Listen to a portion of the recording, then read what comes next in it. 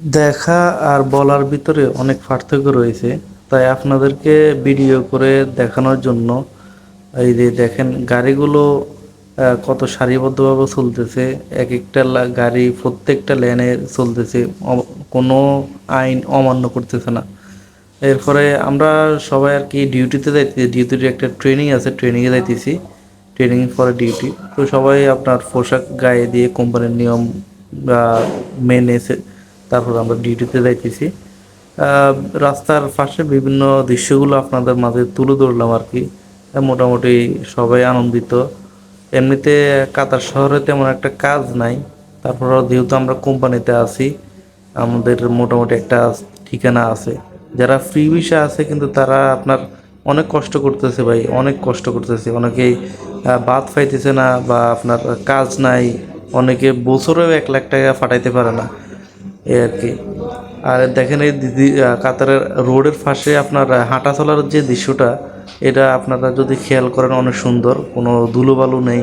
এই কাতার শহরে এগুলো কিন্তু আগে ছিল না। মোটামুটি ওই যে বিশ্বকাপের পর থেকে উন্নত করছে। এখানে আবার এই যে দোহা ব্যাংক দেখতে পাচ্ছেন, দোহা ব্যাংক কাতারের, এটা একটা শহরের ভিতরে আর কি। এরপরে দেখেন একটা সিগন্যাল পড়ার কারণে আপনার গাড়িগুলো দাঁড়িয়ে গেছে। এখানে আবার পুলিশগুলো নাই। আমাদের দেশে যেমন পুলিশ পাহারা দেয়, পুলিশ আপনার অনেক কিছু করে, এখানে পুলিশরা আপনার নাই, পুলিশের শুধু টহল দেয় আর কি। দেখেন এরপরে আপনার গাড়ি একবার সিরিয়াল টু সিরিয়াল, ফার্স্টের দিকে কিন্তু আবার একটা লাইন খালি আছে, ওটা ইমার্জেন্সি লাইন হিসেবে ধরা হয় আর কি, ওই লাইন খালি থাকে। এরপর আপনার চিকন করে রাস্তা একগুলো আছে, ওইগুলো আবার সাইকেল বা আপনার ওই যে ডেলিভারি ম্যানদের জন্য রাখা হয়।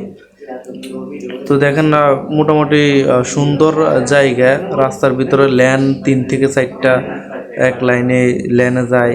এরপর আরেক লেনে আছে 3 থেকে 4টা। মোটামুটি আপনার অনেক অনেক উন্নত হয়ে গেছে কাতার। আপনার কাতারে আপনার ফিলিস্তিনকে সমর্থন করে, এটা তার পতাকা, ফিলিস্তিনের পতাকা একটা ব্রিজের উপরে রেখেছে। তাদের ব্রিজগুলো কত সুন্দরভাবে, কত মজবুতভাবে সাজিয়েছে আর কি। দেখেন এরপরে এরপরে আপনারা এই যে রাস্তার ল্যান্ডগুলো দেখেন, ল্যান্ডগুলো আপনার এক জায়গা থেকে অন্য জায়গায় গোল চত্বর হিসেবে তারা কতভাবে সাজিয়েছে দেশটাকে। কাতারের বিল্ডিংগুলো দেখেন, বিল্ডিংগুলো আপনার এই যে সেইটা শেখদের বিল্ডিং, মানে আরবি যারা থাকে, বিল্ডিংগুলো কত সুন্দর, মানে সব কিছু একই রকম দেখতে লাগে, কিন্তু আপনার মনে হবে এই জায়গা থেকে ওই জায়গায় গেছেন, কিন্তু আপনার মনে হবে আপনি একই জায়গায় আছেন। এখন আমরা এই যে আছি এখন ব্রিজের উপরে, ব্রিজের উপর থেকে আবার শেখদের বাড়ি দেখা যায়, এই যে ঘরের চালগুলো দেখা যায় আর কি।